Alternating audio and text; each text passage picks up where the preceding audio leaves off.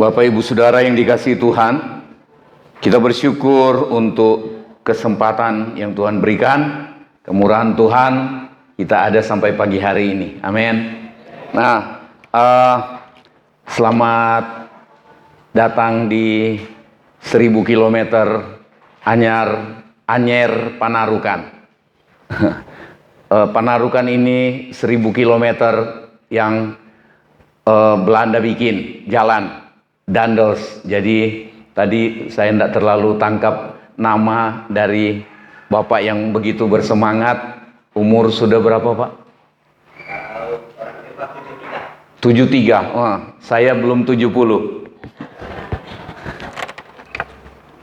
Puji Tuhan, kita lihat tadi begitu semangat, tetapi yang saya tangkap tadi yang disampaikan adalah ikut Tuhan, alami kesulitan, tetapi bertahan.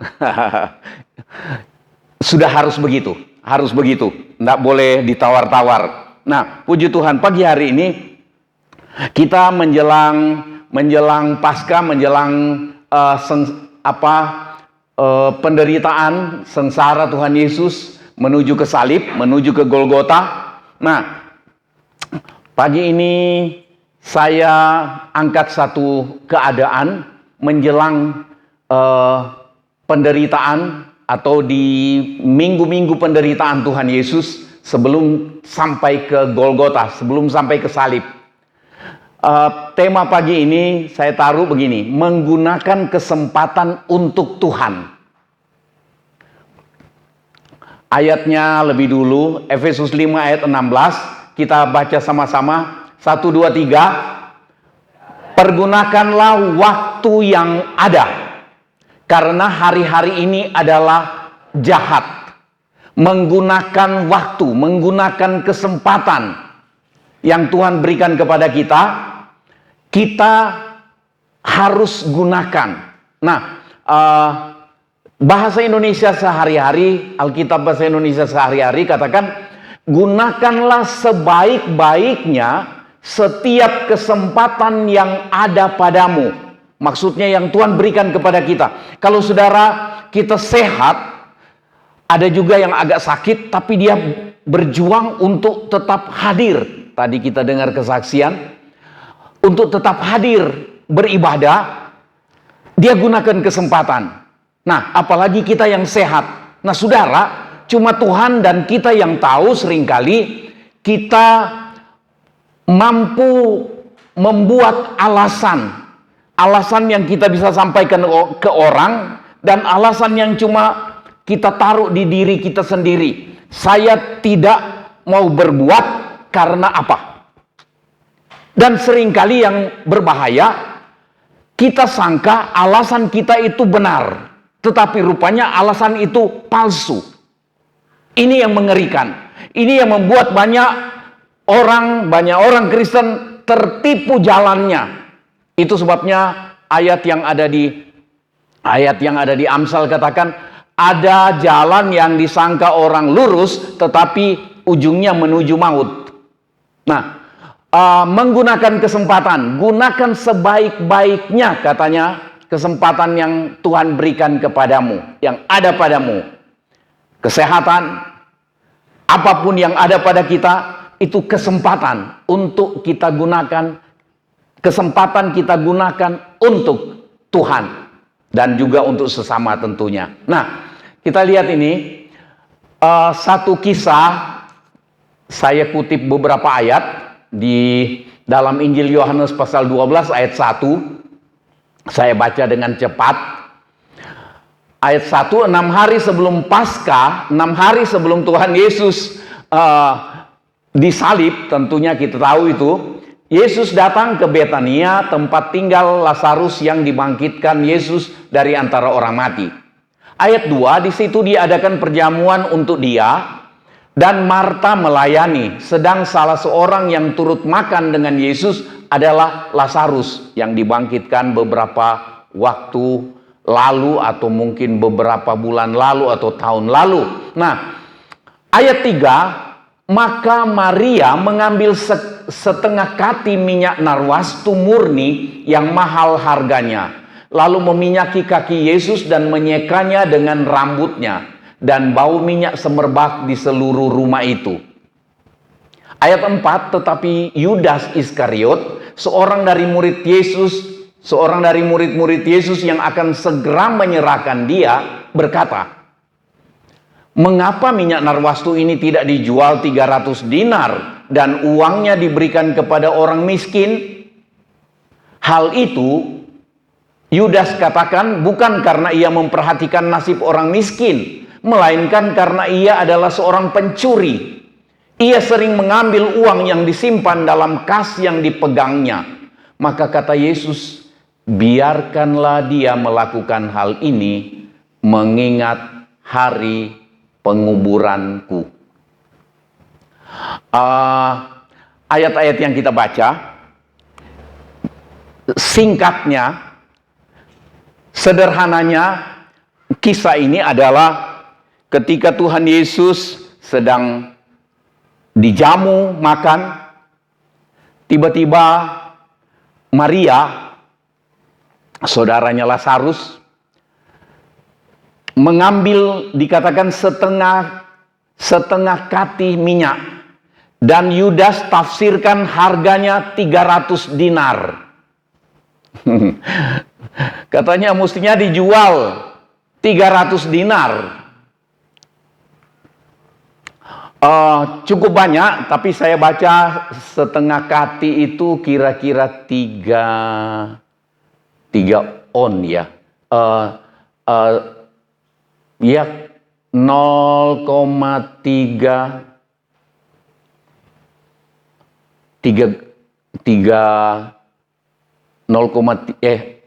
kalau satu kati 6, kalau nggak salah 0,6 ya, 0,6. Harganya 300 dinar. 300 dinar adalah 300 hari kerja. Kalau 100 ribu satu hari kerja sekarang, kalau 300 dinar, Bapak Agus berapa itu? Dia ambil kalkulator. Nah, cukup besar, tetapi maksudnya begini. Ketika Maria memberi sesuatu, berbuat sesuatu, menggunakan satu kesempatan, kita lihat Yudas bereaksi. Yudas langsung memberikan pendapat, memberikan saran, memberikan pendapatnya. Dan pendapatnya itu kelihatannya sosial. Orang sosial. Biasanya orang sosial disukai banyak orang. Orang yang sosial, begitu ada ketemu orang, dia gampang berbuat. Nah, Yudas punya ucapan, itu orang sosial. Tetapi firman Tuhan bongkar siapa dia. Dia kritik Maria yang memberi, kemudian dia diberitahu oleh firman Tuhan bahwa dia sebenarnya bukan memikirkan nasib orang miskin, tetapi dia adalah pencuri.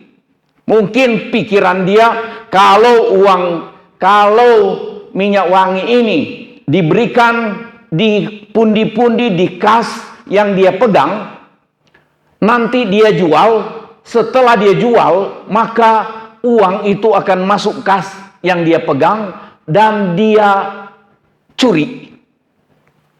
Yudas ini koruptor di dalam gereja, dan penipuan atas nama Tuhan dan pekerjaan Tuhan itu mulus banget.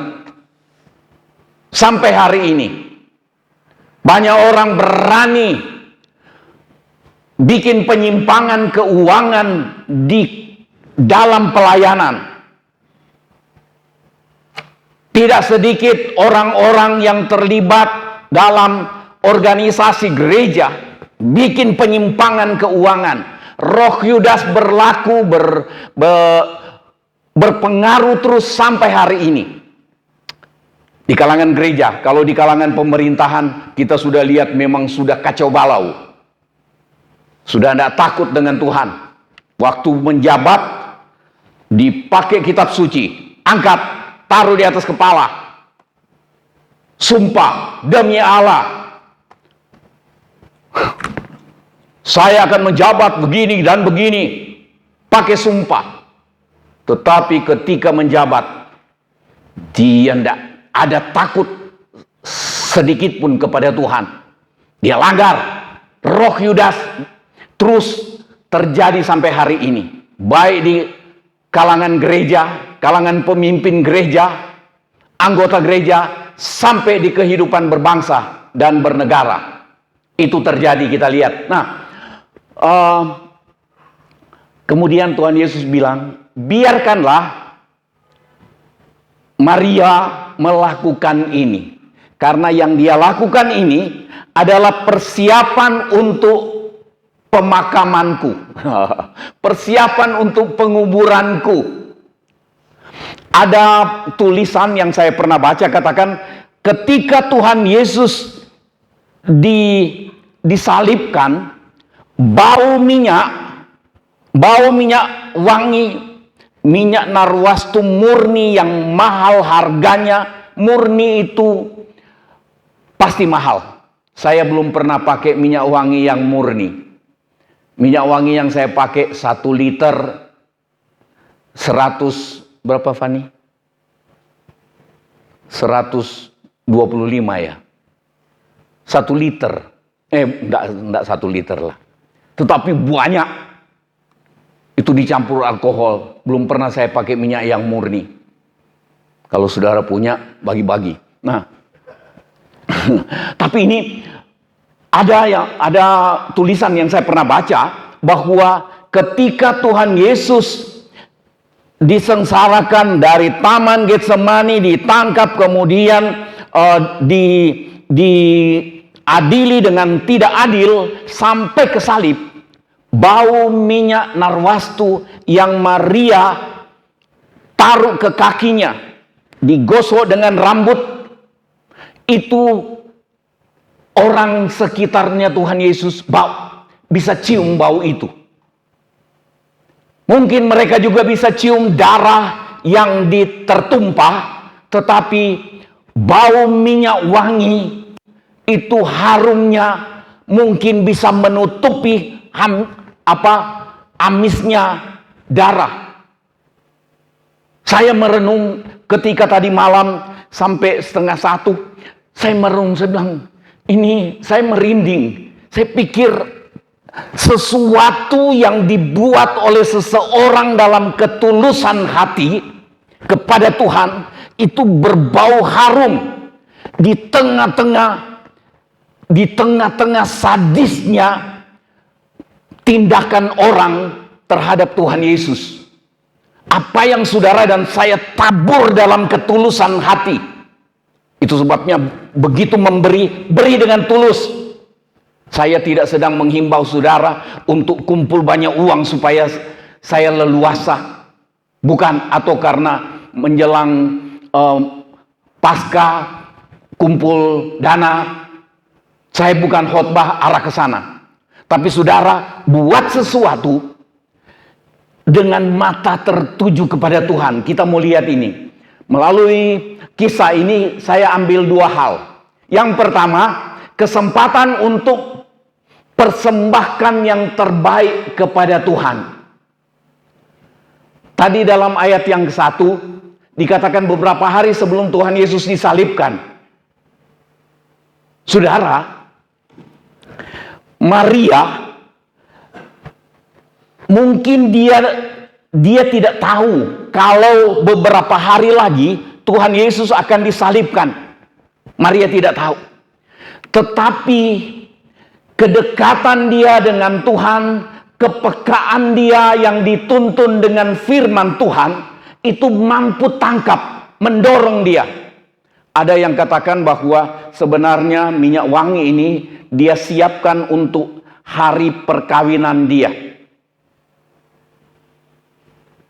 Nggak usah dibahas banyak itu, tetapi ada pernah saya baca seperti itu. Jadi ini sesuatu yang berharga sekali buat Maria. Bukan barang rongsokan yang dia taruh di pojok-pojok mana dia biarin.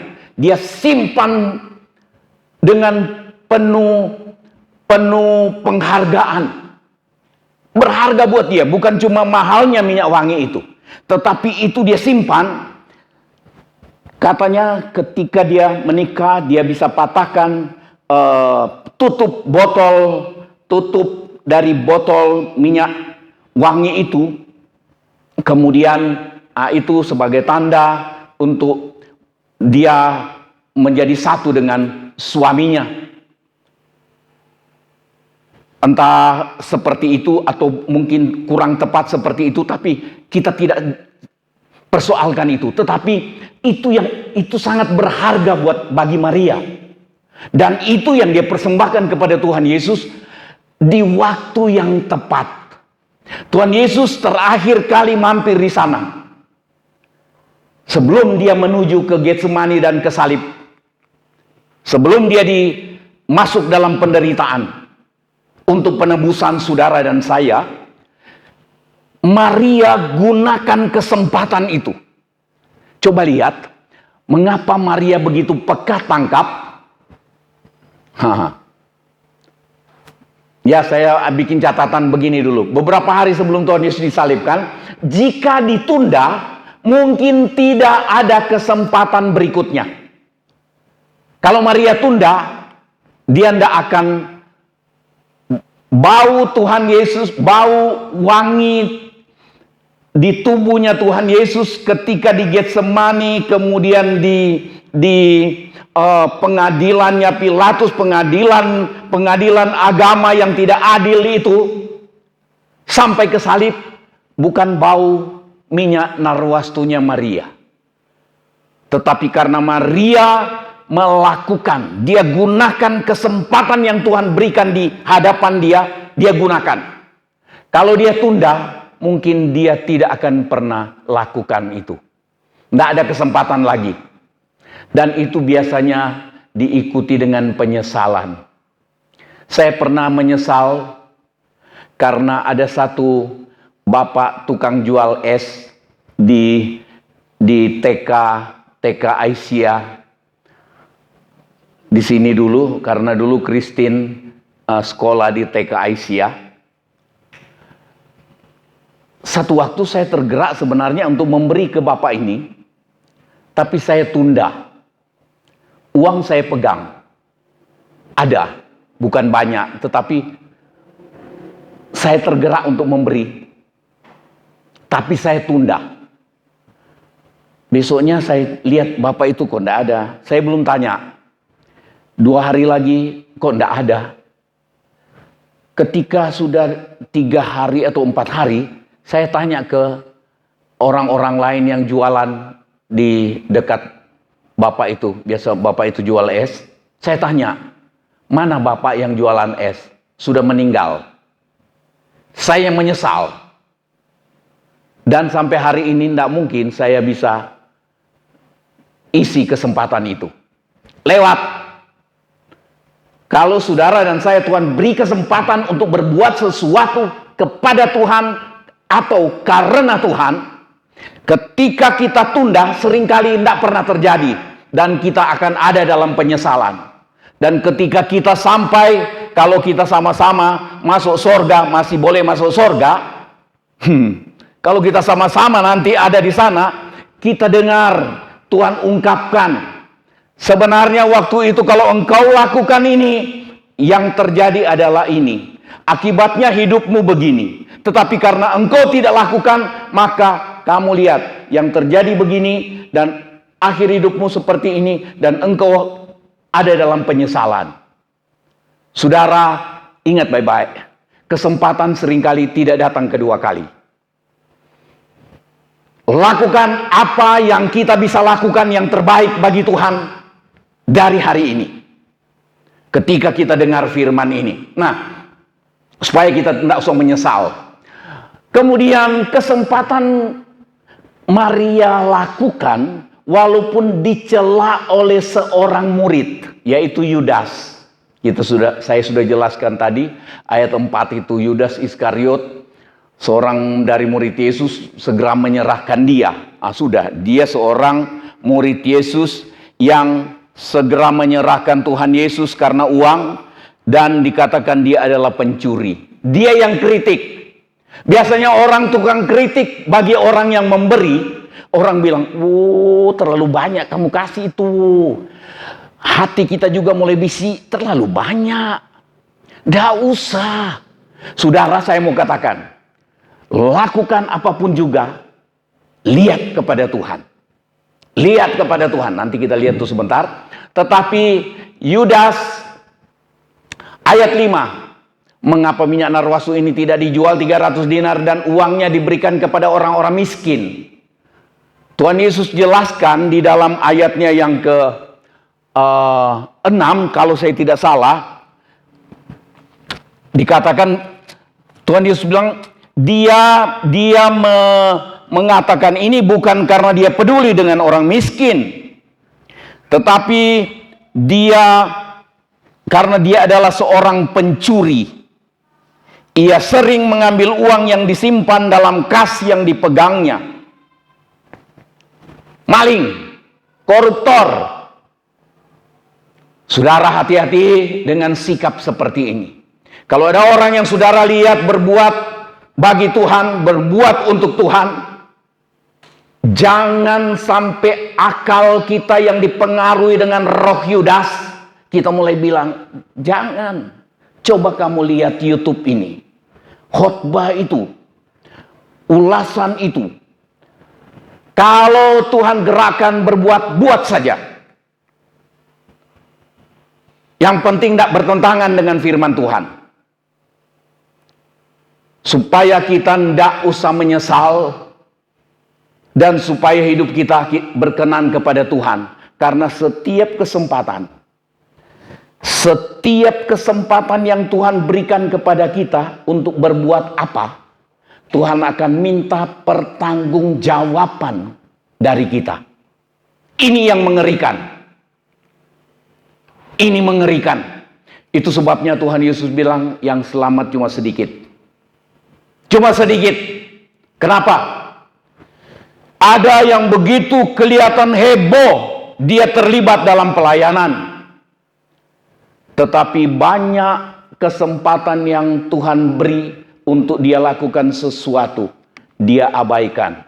Karena akal, pikirannya, hatinya, dia terima inspirasi dari Yudas. Buat orang miskin, aksi sosial saja. Saudara, ini kita perhatikan baik-baik. Seringkali Tuhan kasih kita kesempatan, nanti kita lihat itu sebentar, tetapi kita tidak terlalu sulit untuk menyimpang. Yang kedua, memberi karena kasih kepada Tuhan. Mengapa Maria begitu berani, tegas, teguh ketika dia berbuat, dicela oleh Yudas? Injil Lukas 10 ayat 39 dikatakan perempuan itu mempunyai seorang saudara, yaitu Maria. Ini katanya Marta mempunyai seorang saudara yang bernama Maria. Coba baca yang merah ini. 1, 2, 3. Maria ini duduk dekat kaki Tuhan dan terus mendengarkan perkataan Tuhan.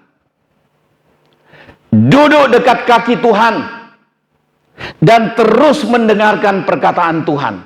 Ini adalah orang yang mengasihi Tuhan karena dia suka mendengar firman Tuhan. Ada orang yang dengar firman Tuhan cuma untuk dikritisi.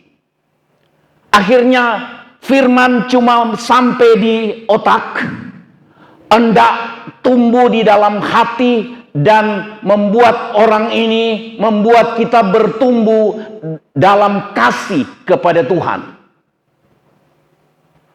Jadilah kita orang-orang Kristen yang begitu-begitu saja. Dengar firman yang dipikirkan kritik. Tidak salah mengkritisi firman. Kadang-kadang juga kami pendeta berani sekali bicara firman yang omong kosong, ditambah-tambah. Itu sebabnya kalau saudara dengar firman Tuhan, cari lihat lagi di rumah. Tadi yang disampaikan itu cocok dengan firman atau pikirannya sendiri si pendeta. Yang aneh-aneh pun seringkali orang senang tangkap. Nah, kita tidak belok ke sana banyak-banyak. Tetapi Maria, dia berani berbuat karena didorong oleh kasih. Dari mana kasih itu muncul kuat terhadap Tuhan? Dari dia suka duduk di dekat kaki Tuhan dan terus mendengar. Dia suka dengar dan mendorong dia untuk suka melakukan firman. 1 Korintus 16 ayat 14, baca sama-sama 1, 2, 3. Lakukanlah segala pekerjaanmu dalam kasih. Mu kita ganti saya. Lakukanlah segala pekerjaan saya dalam kasih. Dari mana kita memiliki kasih untuk melakukan apapun juga? Dari suka mendengar firman. Firman itu kita sukai. Disukai dan disukai untuk didengar, disukai untuk dilakukan. Menggunakan kesempatan untuk Tuhan.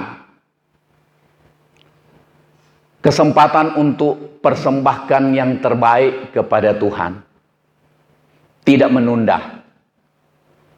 Tidak kecewa karena disalahkan.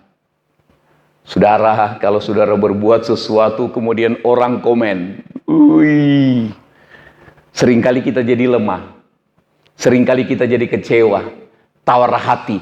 Akhirnya kita tidak jadi berbuat selanjutnya. Kita berhenti untuk melakukan yang Tuhan dorong untuk lakukan. Yang Tuhan beri kesempatan, kita tidak gunakan kesempatan karena kecewa. Seringkali orang yang termasuk tokoh, si Yudas sudah termasuk tokoh agama dia. Karena dia salah satu dari murid-murid yang Tuhan pilih untuk jadi rasul. Tapi seorang tokoh, seorang yang sudah banyak diajar, seorang, katakanlah dia seorang hamba Tuhan. Tetapi ketika tidak hati-hati soal keuangan, Yudas jadi menyimpang dan dia bisa mempengaruhi banyak orang. Tetapi Maria tidak terpengaruh. Karena kasihnya kepada Tuhan tumbuh dari suka mendengar firman. Saudara, lakukan apapun juga. Tadi 1 Korintus 16 ayat 14 itu. Lakukan apapun juga yang kita lakukan, lakukan dalam kasih.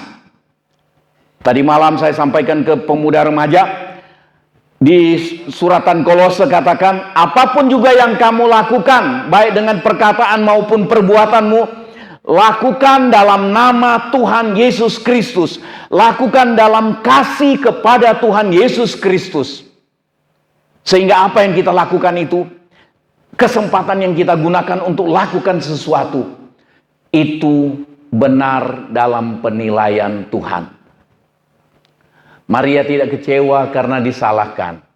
Yang kedua, menggunakan kesempatan untuk Tuhan, memberi karena kasih kepada Tuhan. Baca ini. 1, 2, 3. Sangat mudah kita menjadi seperti Yudas yang seakan peduli orang miskin dan meremehkan Tuhan. Jelas sekali. Dan Tuhan Yesus bongkar Yudas itu. Bukan dia perhatikan orang miskin, tapi dia maling. Seringkali kita rampas, kita curi sesuatu, baik kemuliaan untuk Tuhan atau kesempatan yang Tuhan berikan, kita curi untuk keinginan kita sendiri. Atau kita berikan pendapat ke orang. Jangan. Mikir yang waras. Banyak kali orang kasih pendapat untuk sepertinya keuntungan kita. Yudas sepertinya mau cari populer untuk bagi ke orang miskin. Tuhan tidak salahkan memperhatikan orang miskin. Itu maunya Tuhan juga untuk perhatikan orang miskin. Tapi Tuhan tahu apa yang ada di hati seseorang. Kalau itu cuma alasan, kasihan. Menjelang pemilihan DPR, pemilihan bupati, pemilihan gubernur, pemilihan presiden.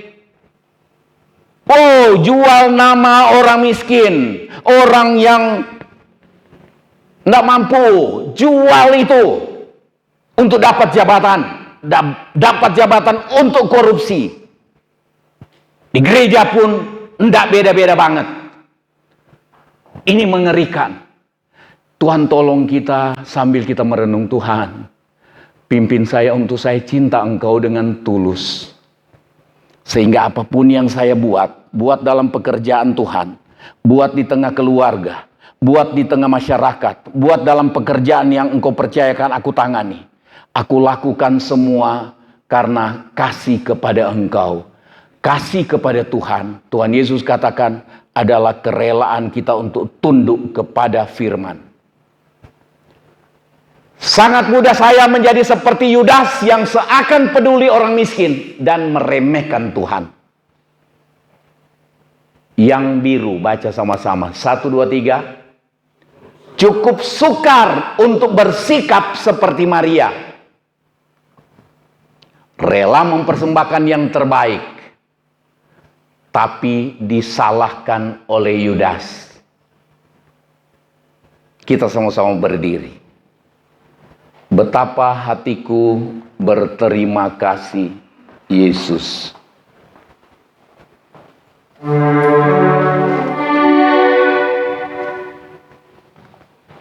D.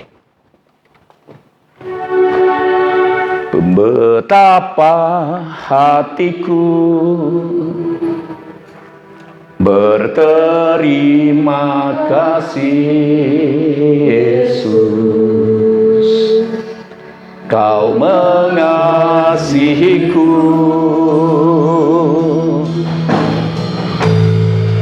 Kau memilikiku. Betapa hatiku, betapa hatiku berterima kasih, Yesus. Kau mengasihiku, Kau memilikiku. Hanya ini Tuhan,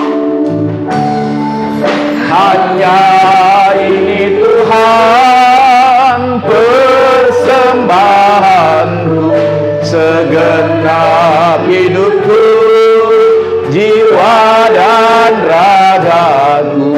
Sebab aku miliki harta kekayaan yang cukup berarti ku persembahkan. Hanya ini Tuhan permohonanku, terimalah Tuhan persembahanku. Pakailah hidupku sebagai alatmu seumur hidupku. Kita tundukkan kepala untuk merenung firman yang sudah kita dengar. Apa yang kita baca terakhir, tidak sulit untuk kita terjebak dalam cara berpikir dan cara bertindak dari Yudas. Dan kita pakai atas nama Tuhan, atas nama orang miskin, atas nama kebaikan hati, sehingga keadaan kita yang sesungguhnya itu tersembunyi di mata orang, tapi tidak ada yang tersembunyi di mata Tuhan. Dan cukup sulit untuk kita gunakan waktu seperti Maria, menggunakan kesempatan yang Tuhan berikan kepadanya. Kalau cukup sulit, bukan tidak bisa. Tuhan mau melalui firman ini kita berdiri kuat dalam kebenaran firman, untuk kita gunakan setiap kesempatan yang Tuhan berikan kepada kita. Hidup ini adalah kesempatan. Hidup ini adalah kesempatan. Hidup ini untuk melayani Tuhan. Jangan sia-siakan waktu yang Tuhan beri. Hidup ini hanya sementara. Hidup ini adalah kesempatan. Hidup ini adalah kesempatan.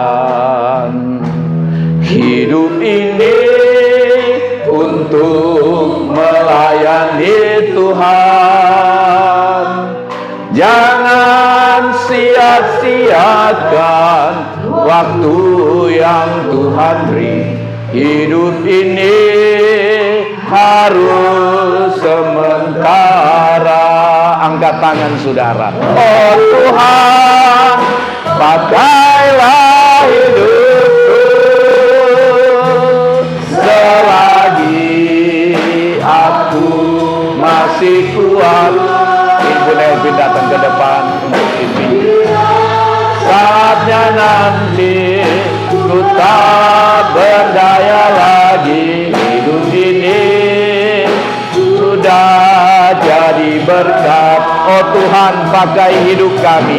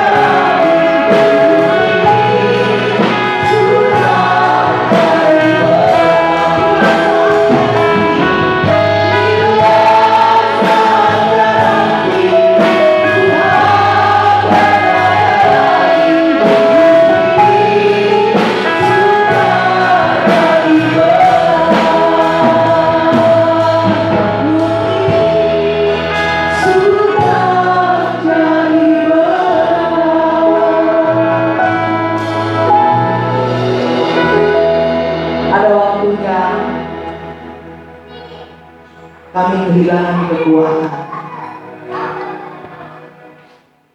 Pada saatnya kami tidak bisa berbuat apa-apa dengan tubuh kami.